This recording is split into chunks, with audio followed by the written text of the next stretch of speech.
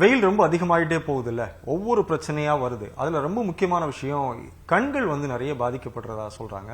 குழந்தைகள் முதல் பெரியவர்கள் வரைக்கும் இந்த கண்களை வெயில்ல இருந்து பாதுகாத்துக்கிறது எப்படி அப்படிங்கறதுக்காக பேசுவதற்காக கண் நோய் சிகிச்சையினுடைய சிறப்பு மருத்துவர் டாக்டர் சௌந்தரி இருக்காங்க. Hello doctor. ஹலோ. இந்த வெயில்ல இருந்து சமாளிக்கணும்னா என்ன பண்ணணும்?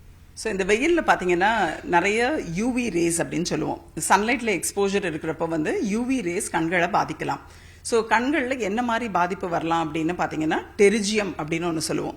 ஸோ இந்த சதை மாதிரி ஒன்று வளர்ந்து அது கருவிழிக்கு மேலே வர்றது. ஸோ அது டெரிஜியம்னு சொல்லலாம். ஸோ வயசானவங்களுக்கு when they are exposed to sunlight, cataract formation கொஞ்சம் ஃபாஸ்ட்டாக கூட வரலாம்.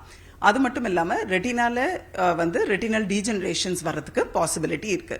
ஸோ இந்த யூவி ரேஸ் எக்ஸ்போஜரை நம்ம எப்படி தடுத்து கொள்ள முடியும் அப்படின்னு பார்த்தீங்கன்னா, ரொம்ப வெயிலில் போகிறப்போ யூவி ப்ரொடெக்டிவ் கிளாஸஸ்னு இருக்கு, அதை போட்டுட்டு போகிறது பெட்டர். ஏன்னா பிகாஸ் அந்த யூவி ரேஸ் அதை ஃபில்டர் பண்ணி நம்மளுக்கு கண்களுக்கு அனுப்புறதுனால கண்ணு முதல்ல கம்ஃபர்டபுளாக நம்ம வெயிலில் போகிறப்போ பார்க்க முடியும். இல்லாட்டினா ரொம்ப வெயில் இருக்கப்போ நம்மளுக்கு அந்த கிளேர், அந்த கண்ணு கூச்சம் ரொம்ப ஜாஸ்தியாக இருக்கும். ஸோ இப்போ இந்த யூவி ப்ரொடெக்டிவ் கிளாஸஸ் போட்டுட்டு பார்க்குறப்போ பார்க்குறது கம்ஃபர்டபுளாக இருக்கும். அதனால யூவி ரேஸ்னால வரக்கூடிய நம்ம டிசீசஸையும் ப்ரிவென்ட் பண்ணிடலாம். ஸோ இதனால யூவி ரேஸ் போட்டுட்டு வெளியே போகிறது டெஃபினட்டாக பெட்டர். அது மட்டும் இல்லாமல் நம்ம 24 hours இப்போ ஏசியில் இருக்கிறோம். வெயில் தாங்க முடியல. ஸோ 24 hours ஏசியில் இருக்கிறோம். ஸோ இந்த ஏசியில் இருக்கிறப்ப என்ன ஆகும் அப்படின்னு பார்த்தீங்கன்னா, ஏற்கனவே ட்ரையே இருக்கிறவங்களுக்கு இன்னும் ட்ரைனஸ் ஜாஸ்தி ஆகிடும். ஸோ ட்ரைனஸ் ஜாஸ்தியாகிறப்போ கண்கள் அரிப்பு, கண்ணு செவந்து போகிறது, கண்ணில் ஒரு கிரிட்டி சென்சேஷன், தண்ணி வர்றது, இதெல்லாமே ட்ரை ஐக்கான அறிகுறி. ஸோ இது மாதிரி இருக்கிறப்ப என்ன பண்ணலாம் அப்படின்னு பார்த்தீங்கன்னா, கண்களுக்கு ட்ரை ஐ ட்ரீட்மெண்ட்னு இருக்கு. ஸோ அது லூப்ரிகேட்டிங் ட்ராப்ஸ்ன்னு சொல்லுவோம். அந்த லூப்ரிகேட்டிங் ட்ராப்ஸ் போட்டுக்கலாம். அது மட்டும் இல்லாமல் கம்ப்யூட்டரில் ஒர்க் பண்ணுறவங்க அந்த 20-20-20 ரூல் ஃபாலோ பண்ணணும். ஸோ எவ்ரி 20 minutes ஒன்ஸ் அவங்க சிஸ்டம்லேருந்து கண்களை எடுத்துட்டு தூர பார்வை ஒரு 20 secondsக்கு ஒரு 20 feet டிஸ்டன்ஸில் பார்த்தாங்கன்னா அவங்களுக்கு ஐஸ் ரிலாக்ஸ் ஆகும். அது மட்டும் இல்லாமல் கண்களை மூடி திறக்கிறப்போ அந்த டியர் டிஸ்ட்ரிபியூஷன் நல்லா இருக்கும். ஸோ இது மாதிரி ட்ரைனஸ் அவாய்ட் பண்ணிக்கலாம். அண்ட் ஏசி போட்டுட்டு இருக்கும் போது டைரக்டாக கண்களுக்கு நேர ஃபேஸுக்கு வர மாதிரி ஏசி வைக்கக்கூடாது. It should be directing either up or down, ஃபேஸுக்கு நேர வர மாதிரி அவாய்ட் பண்ணணும். ஸோ இது மட்டும் இல்லாமல் நம்ம பாடியை ஹைட்ரேட்டடாக வச்சுக்கணும். ஸோ ஹைட்ரேட்டட்னா என்ன, நிறைய தண்ணி குடிக்கிறது, இளநீர், அப்புறம் இது பழங்கள் எடுத்துக்கிறது, இதெல்லாம் நம்மளுக்கு பாடியை ஹைட்ரேட்டடாக வச்சுக்கிறதுக்கு உதவும். குழந்தைங்க ரொம்ப நேரம் வெயில்ல விளையாடுறாங்க. இப்போ ட்ரையா இருக்கும்போது இந்த டிராப்ஸ் போட்டுக்கலாம்லாம் சொல்றீங்களா, இது காமனா குழந்தைங்களுக்கும் போடலாமா இல்ல பெரியவங்களுக்கு தான் போட முடியும்? ஸோ பேசிக்கலி ட்ரை ஐ டிராப் அதுக்கு சைட் எஃபெக்ட்ஸ்னு ஒன்றும் கிடையாது. ஸோ யாருனாலும் யூஸ் பண்ணலாம். பட் தேவையில்லாம எதுக்கு யூஸ் பண்ணணும்? ஸோ உங்களுக்கு நீங்க வெளியில் போயிட்டு வந்தீங்கன்னா கண்கள் நல்லா தண்ணி போட்டு வாஷ் பண்ணணும். ஸோ முதல்ல சில பேருக்கு ட்ரைனஸ் ஓட இது அலர்ஜிக் ரியாக்ஷன்ஸ் கூட கொஞ்சம் ஜாஸ்தியாக வரலாம். ஸோ இந்த அலர்ஜிக் ரியாக்ஷன் வரும்போது கண்கள் அரிப்பு இருக்கும், கண்ணு செவந்து போகிறதுக்கு வாய்ப்பு இருக்கு. அது குழந்தைங்களுக்கு ரொம்ப காமனாக இருக்கும். ஸோ இது மாதிரி வெளியே போயிட்டு வரும்போது நல்லா ஃபேஸ் வாஷ் பண்ணிட்டு கண்களையும் நல்லா வாஷ் பண்ணுறது நல்லது. ஸோ கண்களை வாஷ் பண்ணுறதுன்றது நம்ம நல்ல தண்ணியில் வாஷ் பண்ணணும். ஸோ நம்ம வாட்டரில் கண்டாமினேஷன் இருந்து அதனால கண்களுக்கு பாதிப்பு வரக்கூடாது. ஸோ ட்ரிங்கிங் வாட்டரில் உங்களுக்கு ஐகளை வாஷ் பண்ணணும் அப்படின்னா ஒரு டால் கிளாஸ் ஆஃப் வாட்டர் வச்சுட்டு அதுக்குள்ள இப்படி கண்களை வச்சு நீங்க கண்ணை உள்ள மூடி திறந்தீங்கன்னா அது ஒரு நல்ல ஒரு கிளீனிங்க்கு ஹெல்ப் பண்ணும். அது மட்டும் இல்லாமல் கண்களுக்கு ரெஸ்ட் கொடுக்கணும்னா பாமிங் அப்படின்னு சொல்லுவோம்.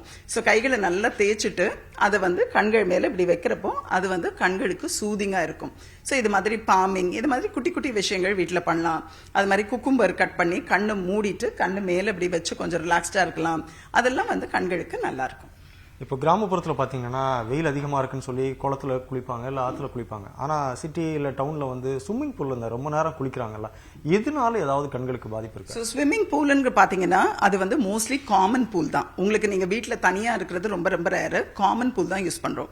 அப்போ காமன் பூல் யூஸ் பண்ணுறப்ப அது நல்லா குளிச்சுட்டு தான் பூலில் இறங்கணும். அந்த ரூல்ஸ் எல்லாம் கொஞ்சம் ஸ்ட்ரிக்டாக ஃபாலோ பண்ணணும். அப்போ குளிச்சுட்டு இறங்கினா கூட சில டைம் இன்ஃபெக்ஷன் வர்றதுக்கு பாசிபிலிட்டி இருக்கு. அது மட்டும் இல்லாமல் நம்ம ஸ்விம்மிங் பூல்ல குளோரின் இருக்கும். ஸோ அது குளோரின் அதை சுத்தப்படுத்துறதுக்காக போடுறது. ஸோ அது போடுறப்ப என்ன ஆகும்னா குளோரினுக்கு அவங்க இந்த ஸ்விம்மிங் காகல்ஸ் போடாம ஸ்விம் பண்றப்ப என்ன ஆகும்னா கண்கள் செவந்து போகலாம். அது மட்டும் இல்லாம கருவிழி இருக்கு இல்ல வீக்கம் கொடுக்கறதுக்கு வாய்ப்பு இருக்கு. ஸோ அந்த குளோரின் எக்ஸ்போஜர் ஆறப்போ அந்த இது எபிதீலியல் எடிமா அப்படின்னு சொல்லுவோம். ஸோ அது மாதிரி வீக்கம் கொடுக்கறதுக்கு கூட வாய்ப்பு இருக்கு. அண்ட் கான்டாக்ட் லென்ஸ் யூசர் ஏற்கனவே கான்டாக்ட் லென்ஸ் போட்டுட்டு இருக்காங்க, ஸ்விம்மிங் பூல்ல போறப்போ அவங்களுக்கு வந்து இன்ஃபெக்ஷன், கருவிழியில இன்ஃபெக்ஷன் வரதுக்கும் பாசிபிலிட்டி இருக்கு.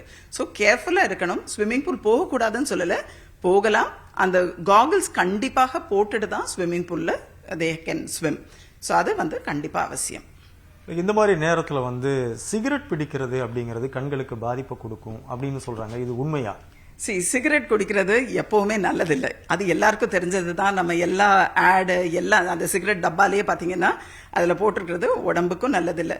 ஸோ சிகரெட் குடிக்கிறப்ப வந்து கண்களுக்கு நிறையவே பாதிப்பு வரலாம். இப்போ தைராய்டு ஐ டிசீஸ்ன்னு இருக்கு ஒன்று. தைராய்டுனால கண்கள் வந்து கொஞ்சம் வெளியே வந்த மாதிரி இருக்கும். அந்த மாதிரி பேஷண்ட்ஸ்க்கு பார்த்தீங்கன்னா சிகரெட் ஸ்மோக்கிங் இருக்கிறவங்களுக்கு அது ரொம்ப எக்ஸாஜுரேட்டடாக நிறைய வரும். ட்ரைனஸ் வரலாம். ஸோ நிறைய ப்ராப்ளம்ஸ் வரலாம் ஸ்மோக்கிங்னால. ஸோ அது வந்து நல்லதில்லை, அவாய்ட் பண்ணுங்க. அதாவது ஒரு கூலர்ஸ் போட்டு போங்க அப்படின்னு சொல்றீங்க. நிறைய பேர் என்ன பண்றாங்க, ஒரு 100 ரூபாய்க்கு கிடைக்கக்கூடிய கூலர்ஸ் கூட போடுறாங்க. அந்த மாதிரி போடலாமா? அதனால ஏதாவது பாதிப்பு வருமா, இல்ல வந்து ரொம்ப தேடி கண்டுபிடிச்சு வாங்கணுமா? கூலர்ஸ் வந்து போட்டுக்கிறது நல்லது தான். ஆனா கூலர்ஸ்ல வந்து சும்மா ஒரு ஏதோ ஒன்னு வாங்குறது வந்து அட்வைசபிள் இல்லை. கூலர்ஸ் எதுக்காக போடுறோம் அப்படின்னா நம்ம யூவி ப்ரொடெக்ஷனுக்காக தான் மெயினா போடுறோம். ஸோ அந்த யூவி ப்ரொடெக்ஷன் அந்த கிளாஸஸ்ல இல்லைன்னா நீங்க கூலர்ஸ் போட்டு பிரயோஜனம் இல்லை. ஸோ அதனால அந்த யூவி ப்ரொடெக்ஷனோட இருக்கிற கூலர்ஸா பார்த்து வாங்கி போடுறது பெட்டர். அதாவது 1980s இல்ல 90s எல்லாம் பாத்தீங்கன்னா பெரிய அளவுல வந்து வெயில பார்த்து யாருமே பயப்படல. ஆனா இன்னைக்கு வந்து வெயில் கண்களை பாதுகாக்கிறது எப்படி, இதயத்தை பாதுகாத்துக்கிறது எப்படின்னு பலவிதமான ஒரு டாக் போகுது. என்ன காரணம்?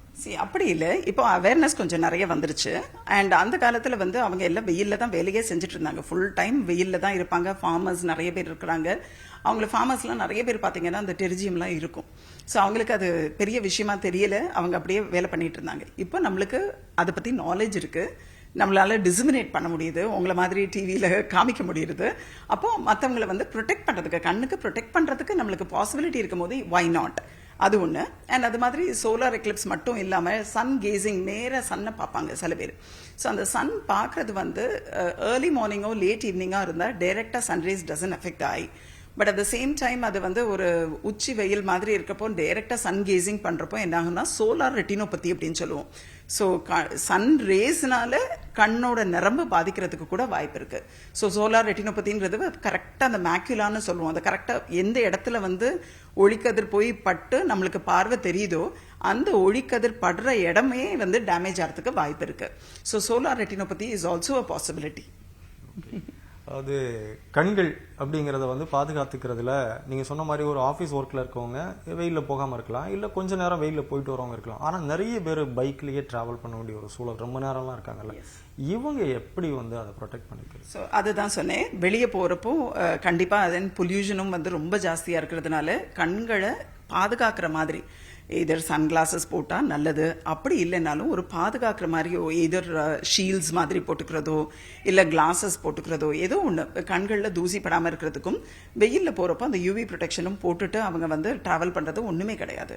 ஸோ தாராளமா டிராவல் பண்ணலாம். அண்ட் ஸ்கின் எக்ஸ்போஜரும் வந்து நீங்க வந்து எது உங்களுக்கு தெரியும், சன்ஸ்கிரீன் எல்லாம் போட்டுக்கிறது இட்ஸ் ஆல்வேஸ் பெட்டர். ஏன்னா பிகாஸ் அந்த யூவி கதிர்கள் இது ஸ்கின்லயும் ரொம்ப நேரம் படுறப்ப வந்து ஸ்கின் கேன்சர்ஸ் அதெல்லாம் வந்து பாசிபிலிட்டி.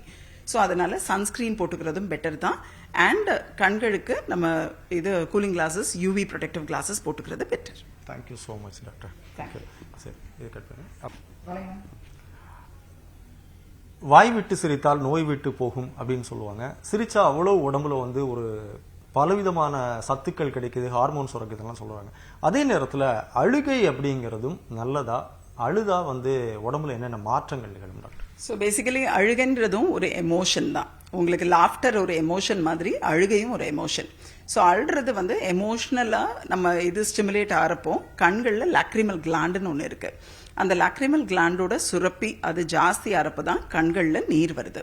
ஸோ இந்த கண்ணோட நீர் வந்து எவ்வளோ இம்பார்ட்டன்ட் அப்படின்னு பார்த்தீங்கன்னா அந்த கண்களோட நீர் தான் நம்ம கருவிழியவே பாதுகாக்குது. ஸோ அந்த டியர் ஃபிலிம் ஒழுங்கா இல்லைன்னா உங்களுக்கு கருவிழி ட்ரை ஆயிடும். இந்த கருவிழிக்கு நிறைய பாதிப்புகள் ஏற்படலாம். ஸோ அந்த tears is very very important. ஏன்னா பிகாஸ் அந்த கருவிழின்னு சொல்றோம் இல்லையா, அந்த கருவிழியில பிளட் வெசல் கிடையாது. ஸோ நார்மலா நம்மளுக்கு எல்லா இடத்துக்கும் உடம்புக்கு ஊட்டச்சத்துன்னு பாத்தீங்கன்னா அது பிளட் வெசல் மூலம் தான் வருது. ஸோ இப்போ கருவிழிக்கு பிளட் வெசல் இல்லைன்னா அதுக்கு எங்கிருந்து ஆக்சிஜன்? ஸோ அப்போ பார்த்தீங்கன்னா இந்த டியர் ஃபிலிம் வழியாக அட்மாஸ்பரிக் ஆக்சிஜன் தான் அது கண்களுக்கு போகுது.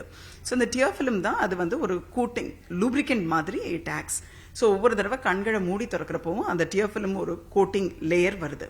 ஸோ இது வர்றது வந்து கண்களுக்கு கண்டிப்பாக வேணும், இருந்தால் தான் கண்களுக்கு நல்லது. அதுக்குன்னு நான் அழுதுட்டே இருக்கணும்னா அப்படி இல்லை, பட் அந்த கண்ணீர் இருக்கிறது ரொம்ப ரொம்ப அவசியம். This is an emotional thing. அது எமோஷனலா கண்களில் கண்ணீர் வருது, ஒன்றும் பிரச்சனை கிடையாது. சில பேர் சொல்லுவாங்க நான் அழணும்னு நினைச்சா கூட அழ முடியல அப்படின்பாங்க. அது அவங்களுக்கு வந்து severe form of dryness. So அந்த லாக்ரிமல் கிளாண்ட் ரொம்ப எஃபெக்ட் ஆயிருக்கும் போது அவங்க நினைச்சா கூட அழ முடியாது. அந்த மாதிரி பேஷண்ட்ஸ்க்கு வந்து ஆக்சுவலாக தே நீட் ட்ரீட்மெண்ட். கண்டிப்பாக ட்ரீட்மெண்ட் டாக்டர் கிட்ட வந்து பார்க்கணும். சம்டைம்ஸ் அந்த பங்க்டல் பிளக்ஸ்ன்னு சொல்லுவோம், அந்த நீர் போகுது இல்லையா நம்மளுக்கு கண்களில் நீர் வரும்போது ஒவ்வொரு தடவை நம்ம நீர் சுரக்கிறப்போ அது வந்து இங்கே ஒரு ஓப்பனிங் மாதிரி இருக்கும், இது பங்க்டம் அப்படின்னு சொல்லுவோம். அந்த பங்க்டம் வழியாக நம்மளுக்கு நோஸ் வழியாக தொண்டைக்கு போகும். ஸோ இதுதான் நார்மல். இப்போ நீங்கள் அழுறப்போ பார்த்தீங்கன்னா உங்களுக்கு தொண்டையில் வர மாதிரி ஒரு ஃபீலிங் இருக்கும். ஸோ இது வந்து அந்த பங்க்டமே சம்டைம்ஸ் பிளாக் பண்ண வேண்டியிருக்கும். நீரே இல்லை அப்படின்னா இருக்கிற நீரை நம்ம தக்க வச்சுக்கணும். ஸோ அதை வந்து அதுக்காக பங்க்டல் பிளக்ஸ் அது மாதிரி போடுவோம்.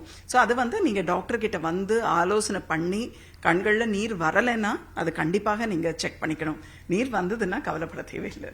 மனசுக்குள்ள எவ்வளவுதான் கஷ்டம் வலி இருந்தாலும் கூட சிலர் வாழ்க்கையில ஒரு முறை கூட அழுதிருக்க வாய்ப்பே இல்லை. அவங்களுக்கு என்ன சொல்றீங்க? அப்படின்னு சொல்ல முடியாது.